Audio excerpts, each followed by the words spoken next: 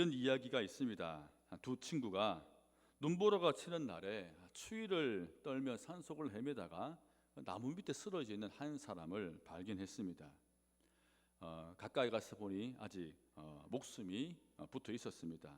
한 친구는 우리도 이미 기력이 다 떨어져 내 몸도 가누기 힘든데 어쩔 수 없다라면서 그냥 가자고 했고, 또 다른 친구는 아무리 그래도 살아있는 사람을 그냥 두고 갈 수 없다라면서 의견이 서로 갈라지기 시작했습니다. 결국 한 친구는 먼저 길을 떠나버렸고, 다른 친구가 그 사람을 업고 천천히 걷기 시작했습니다. 그렇게 그 사람을 업고 한참을 걷다 보니 또 다른 사람이 눈앞에 쓰러져 있는 것을 봤습니다. 가까이 가서 보니 바로 홀로 먼저 간 친구였습니다. 추위를 견디지 못해서 얼어 죽었던 것입니다. 이 모습을 보고 슬픔에 빠져있던 그 친구의 몸에는 자신이 힘겹게 업고 온 사람으로 인해서 몸에 열과 땀이 나고 있었습니다. 사람을 살리려는 그 마음으로 한 일이 결국은 자신을 살린 것입니다. 누군가를 위한 마음으로 한 행동이 곧 나를 위한 것이 되는 것을 우리는 이처럼 많은 경험을 합니다. 오늘 본문의 다윗과 무비보셋에게도 이런 은혜의 선순환이 일어났습니다. 무비보셋은 사울의 손자요 요나단의 아들입니다. 이스라엘의 세 번째 왕이 될 수 있는 인물이었습니다. 그런데 그가 5살 때 인생이 무너지는 절망적인 사건이 일어났습니다. 이스라엘이 블레셋과의 전쟁에서 할아버지 사울과 아버지 요나단이 그만 목숨을 잃어버렸습니다.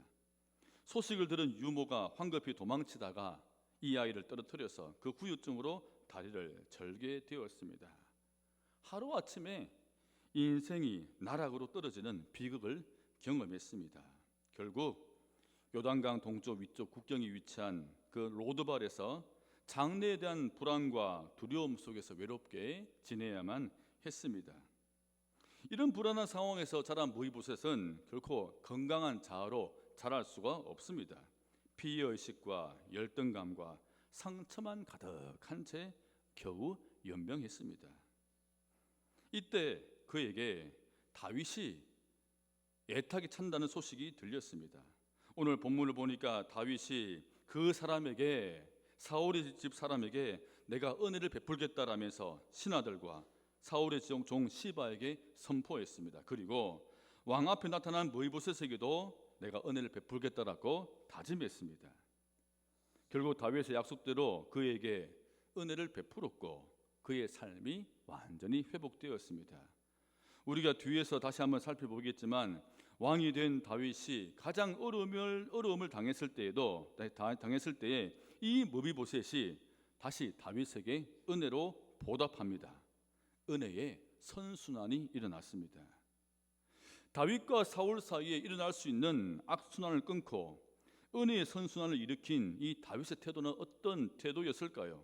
오늘 우리가 다윗이 사람을 대하는 태도를 통해서 우리 모두의 삶에 은혜의 선순환이 넘치기를 축복합니다.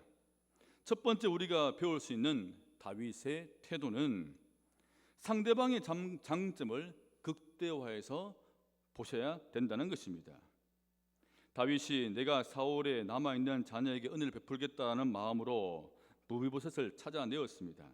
그 앞에 불려나온 이 사람이 어떤 상태였을까요? 아마 그가 다윗에게 한 말을 같이 보십시다.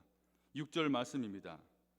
사울의 손자 요나단의 아들 무비보셋이 다윗에게 나와 그 앞에 엎드려 절하매 다윗이 이르되 무비보셋이여 하니 그가 이르기를 보소서 당신의 종이니이다. 8절입니다. 그가 절하여 이르되 이 종이 무엇이기에 왕께서 죽은 개 같은 나를 돌아보시나이까 하니라. 한때 왕의 손자요 앞으로 이스라엘을 다스릴 왕이 될 수 있는 이 신분이었던 이 자신을 가리켜서 그는 스스로 종이다라고 2번이나 표현했습니다. 그는 심지어 자신을 죽은 개 같은 존재다라고 인식하고 있습니다. 스스로를 아주 극단적으로 비하했습니다. 지금 자신의 모습과 인생이 긍정적인 것은 하나도 없고 부정적인 것만 가득한 삶임을 고백을 했습니다. 주변 사람이 이 사람을 보는 시각도 별반 다르지 않았습니다. 3절입니다. 왕이 이르되 사울의 집에 아직도 남은 사람이 없느냐? 내가 그 사람에게 하나님의 은총을 베풀고자 하노라 하니 시바가 왕께 아뢰되 요나단의 아들 하나가 있는데 다리 저는 자니이다 하니라. 이 사람 역시 무비보셋의 부정적인 면만 바라보았습니다. 그런데 다윗이 무비보셋을 보는 시각은 달랐습니다. 사실 다윗에게 이 무비보셋은 원수의 손자입니다. 그에게 은혜를 베풀고 거둔다고 도움이 되지도 않습니다. 살려두면 오히려 큰 우환거리가 될 수 있습니다. 다윗에게는 이익보다는 손해가 될 수 있는 인물입니다. 그런데 다윗은 그에게 은혜를 베풀겠다라고 했습니다. 어떻게 다윗이 이렇게 할 수가 있었을까요? 1절 말씀입니다. 우리 1절을 한번 같이 한번 읽어보겠습니다. 시작. 다윗이 이르되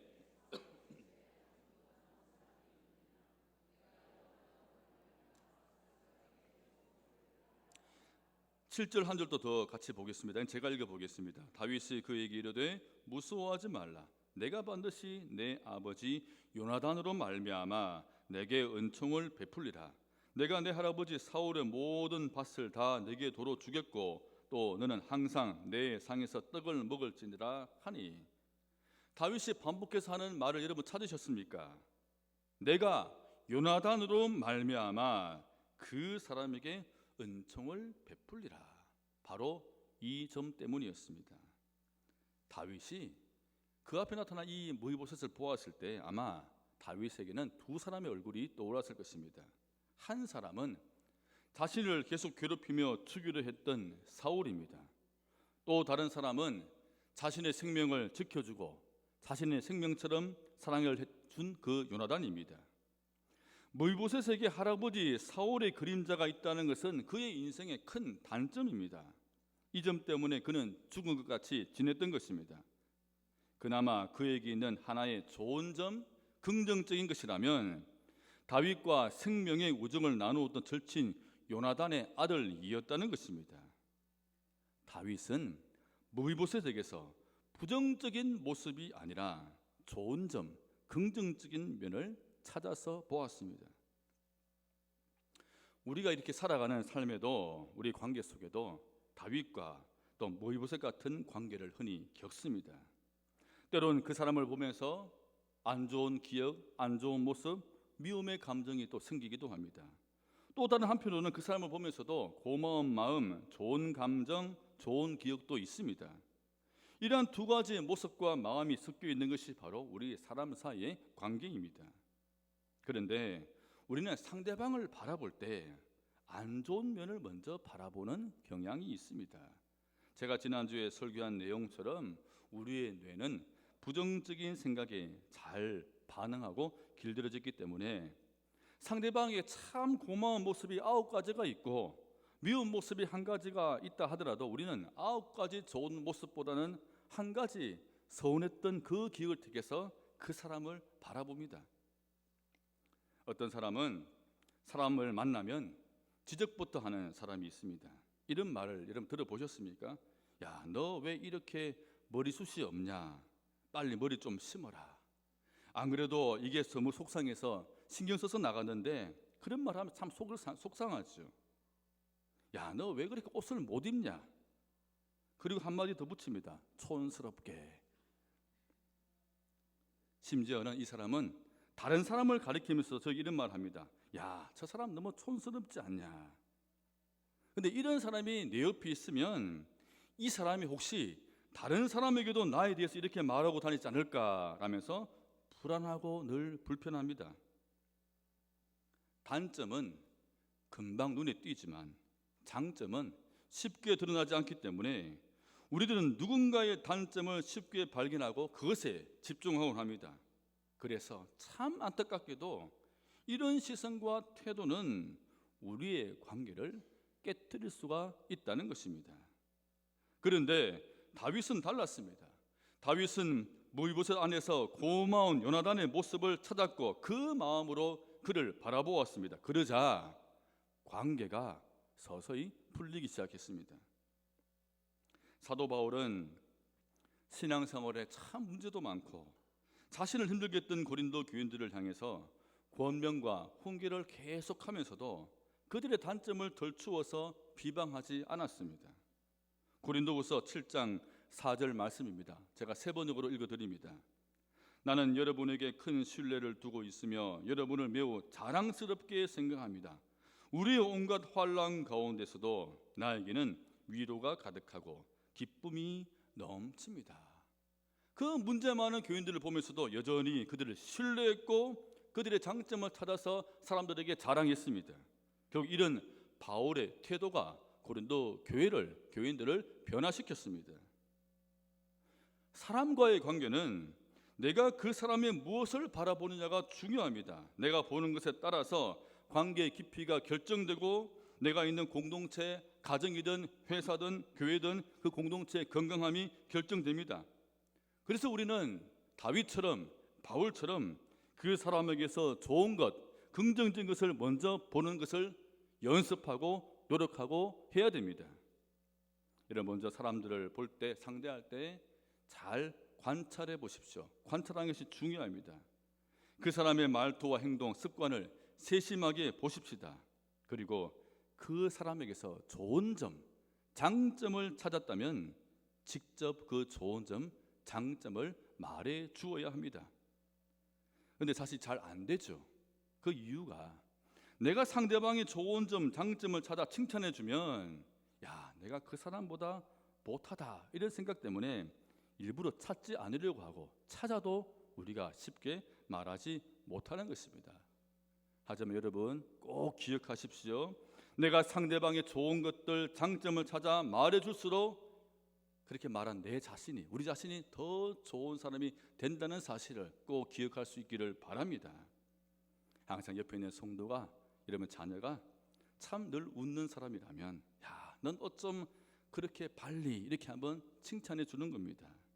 어떤 상황에도 포기하지 않는 사람이 있다면, 그런 청년이 있다면 야, 너는 항상 최선을 다해 노력하는구나, 너는 항상 책임감이 강하구나 이렇게 말해 주는 것입니다. 그리고 다른 사람에게도 이 사람의 장점을, 좋은 점을 이야기해 주십시오. 제가 아는 분은 항상 모든 사람을 볼 때 이렇게 좋은 태도를, 건강한 시선을 가지고 있었습니다. 사람들이 아무리 이분에게 야, 저 사람은 저렇게 해서 안 좋습니다, 이게 약점입니다, 그래서 안 됩니다라고 말해도 이분은 항상 나는 이래서 좋아, 저게 좋아 이렇게 말하면서 다른 사람들은 부정적인 것을 찾을 때 이분은 항상 긍정적인 것을 찾았습니다. 그리고 마지막으로 여러분 이야기할 때 끝으로 이 사람의 장점에 대해서 진심으로 말해 주시기 바랍니다. 진심은 알죠. 진심은 닿습니다. 처음에는 어색하지만 말하다 보면 진심으로 하게 될 것입니다. 사랑하는 성도 여러분, 우리가 다윗처럼 서로에게서 좋은 모습, 긍정적인 것, 장점을 먼저 바라보십시다. 그래서 우리의 관계가 은혜가 가득하기를 축복합니다. 두 번째, 다윗의 태도입니다. 상대방과 나 사이에 늘 하나님을 개입시키십시오. 그래서 주님이 주장케 하여 하십시오. 오늘 3절 전반절을 다시 보십시다. 3절 앞부분입니다. 왕이 이르되 사울의 집에 아직도 남은 사람이 없느냐, 내가 그 사람에게 하나님의 은총을 베풀고자 하노라 하니. 다윗이 앞에서는 내가 요나단 때문에 그 사람에게 은총 베풀겠다 이렇게 이야기했습니다. 그런데 다윗은 여기에 머물지 않습니다. 3절에서는 내가 하나님의 은총 때문에 이렇게 말하면서 하나님을 개입시켰습니다. 자신과 무이보셋 사이에 하나님을 넣고 하나님께서 자신과 그 사람 사이를 주장하도록 했습니다. 다윗은 항상 사람을 대할 때, 특히 어려운 관계에 있는 사람을 대할 때 항상 하나님을 그 가운데 넣고 주님의 관점에서 그 사람을 생각하고 바라보았습니다. 과거에 자신을 죽이려고 쫓아온 사울을 다윗이 2번이나 죽일 기회가 있었습니다. 이때 부하들은 그를 죽이자고 했지만 다윗은 그렇게 하지 않았습니다. 그는 2번이나 이렇게 말했습니다. 사무엘상 24장 26장입니다. 내가 손을 들어 여호와의 기름 부음을 받은 내 주를 치는 것은 여호와께서 금하시는 것이니. 자신과 사울 사이에 여호와 하나님을 개입시켜서 하나님이 자신의 마음을 주장하도록 맡긴 것입니다. 다윗이 이렇게 상대방과 자신 사이에 하나님을 개입시키는 것을 그는 바로 그의 친구 요나단에게서 배웠습니다. 사무엘상 20장 42절입니다. 요나단이 다윗에게 이르되 평안히 가라. 우리 두 사람이 여호와의 이름으로 맹세하여 이르기를 여호와께서 영원히 나와 너 사이에 계시고 내 자손과 너 자손 사이에 계시리라 하였느니라 하니 다윗이 일어나 떠나고 요나단은 성읍으로 들어가니라. 다윗과 요나단은 왕위를 놓고 싸워야 될 경쟁자요, 지방끼리 죽고 죽이는 원수가 될 수 있는 사이였습니다. 그러나 요나단은 아버지 사울의 말을 거역하면서까지 억울해하고 감정이 상한 다윗을 보호하고 그의 평안을 빌어주고 도망갈 수 있도록 도왔습니다. 요나단은 하나님과 너 사이, 하나님께서 나와 너 사이에 계신다라면서 자신과 다윗 사이에 항상 하나님을 두고 하나님의 마음으로 다윗을 보았던 것입니다. 그리고 다윗에게 이렇게 부탁합니다. 우리뿐 아니라 우리 자손 사이에도 늘 하나님을 두고 살아가자. 그렇게 요나단은 다윗에게 부탁했습니다. 다윗은 이런 요나단에게서 자신과 사람 사이에 늘 하나님을 개입시키는 것을 보고 배웠습니다. 우리가 신앙생활을 하다 보면 기도는 참 많이 하는데 속 좁기는 최고인 분을 종종 봅니다. 성령 체험했다고 하면서도 대인관계를 들여다보면 그런 충만한 은혜가 사람들이 흐르지 않는 그런 모습을 보이는 경우도 가끔 봅니다. 왜 그렇습니까? 기도는 많이 하는데 은혜를 많이 받았다 하는데 내 삶에 하나님을 개입시키지 않기 때문입니다. 주님, 이런 것 이것저것 들어주십시오. 하나님, 저 사람이 이렇습니다. 저 사람 좀 고쳐주십시오. 저 사람 어떻게 하면 좋습니까? 이렇게 수많은 기도는 하지만 주님께서 제 생각에 내 마음에 들어오셔서 저를 주장해 주십시오.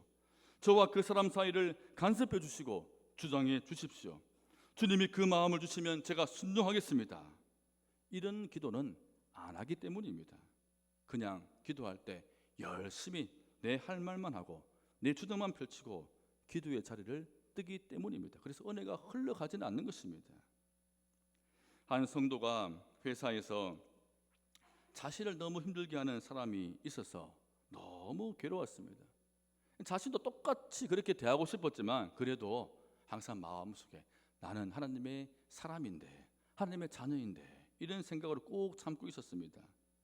그래도 너무 힘드니까 어느 날은 목사님에게 상담을 요청했습니다.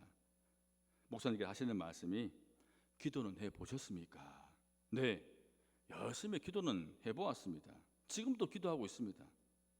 그럼 그 사람을 위해서 기도해 보셨습니까? 네, 그 사람이 절 괴롭히지 않도록 변화되도록 기도했습니다. 목사님이 이렇게 말씀하십니다. 그럼 이렇게 기도해 보십시오. 하나님, 저와 그 사람 사이에 오셔서 간섭해 주십시오. 그 사람이 어떤 말을 하든 주님께서 주시는 말대로 제가 하겠습니다. 주님, 그 사람이 어떻게 행동하든 저는 주님께서 주시는 대로 행동하겠습니다. 그렇게 기도를 해보라 했습니다. 어느 날 그날 또 회사에서 그 사람이 다른 사람들 앞에서 자에게 자신을 험담하고 욕하고 힘들게 했습니다. 이때 목사님 말씀대로 그 자리에서 마음속으로 이렇게 기도를 하고 난 뒤에 그 사람을 다 대하는데 자신의 입에서 좋은 말이 나왔습니다. 다른 사람에게도 이런 말을 했습니다. 그래도 저 사람 참 괜찮은 사람입니다. 이런 말까지 하게 되었다는 것입니다. 결국 나중에 자신을 괴롭혔던 그 사람이 더 이상 그런 행동을 안 하게 되었다. 그런 간증을 제가 들은 적이 있습니다. 시편 144편 15절입니다.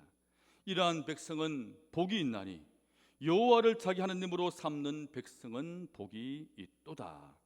여호와를 자기 하나님으로 삼는 백성 어떤 말입니까? 하나님을 항상 내 삶에 개입시키는 사람, 그 사람의 진정 승리자요 행복한 사람이라는 말씀입니다.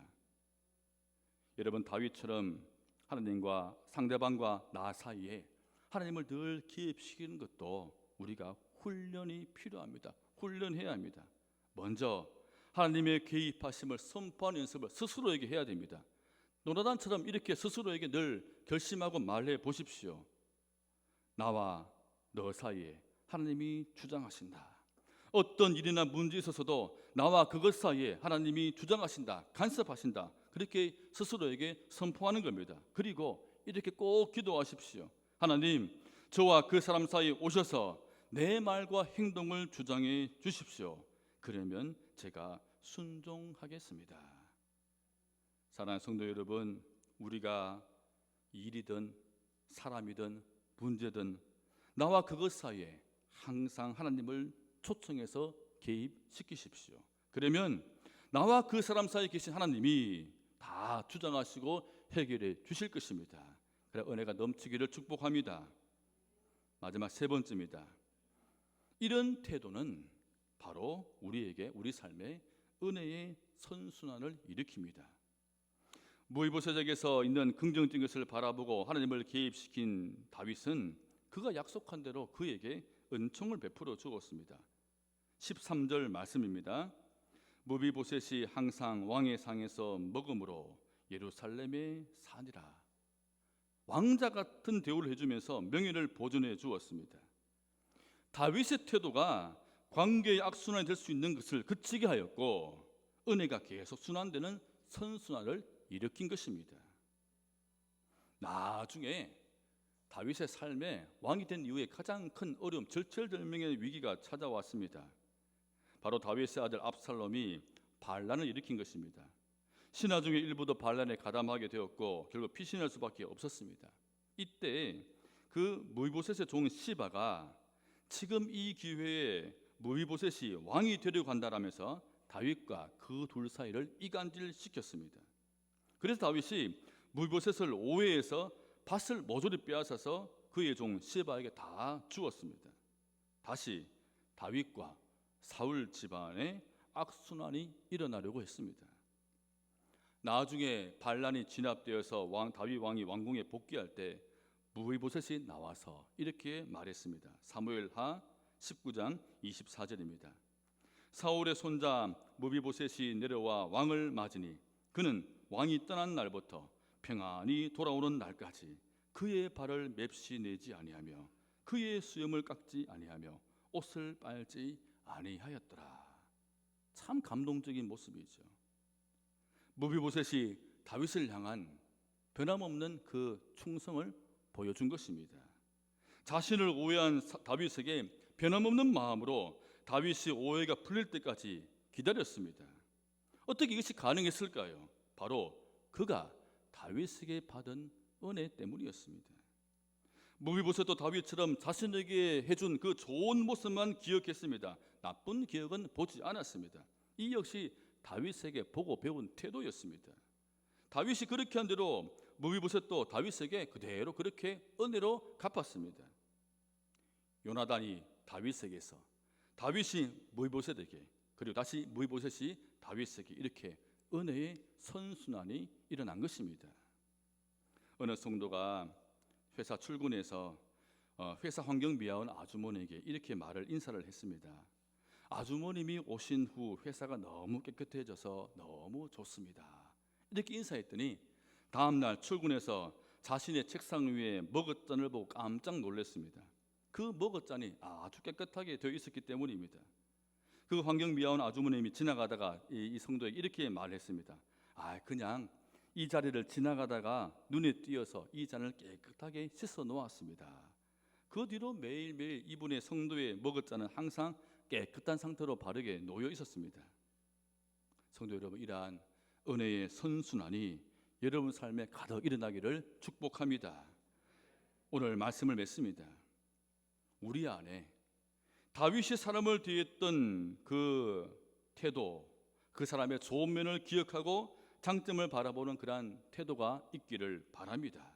그리고 서로의 관계 속에서 특히 꼬이고 묶인 관계가 있다면 나와 그 사람 사이에 하나님을 개입시켜서 하나님이 나의 말과 행동을 주장하도록 주님께 맡기십시다.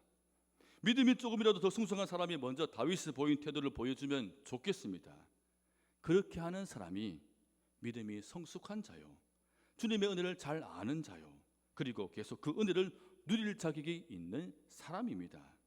사랑하는 성도 여러분, 우리가 다윗처럼 이러한 자세로 은혜를 베푼다면 상대방도 그 모습 그대로 따라하게 될 것입니다. 그러면 우리 안에 더 큰 은혜가, 우리의 삶에 이런 은혜의 선순환이 가득할 줄 믿습니다. 우리 모두의, 여러분 모두의 삶 속에 이러한 은혜의 선순환이 계속 이어지기를 은혜의 출발이신 예수님 이름으로 간절히 축원드립니다.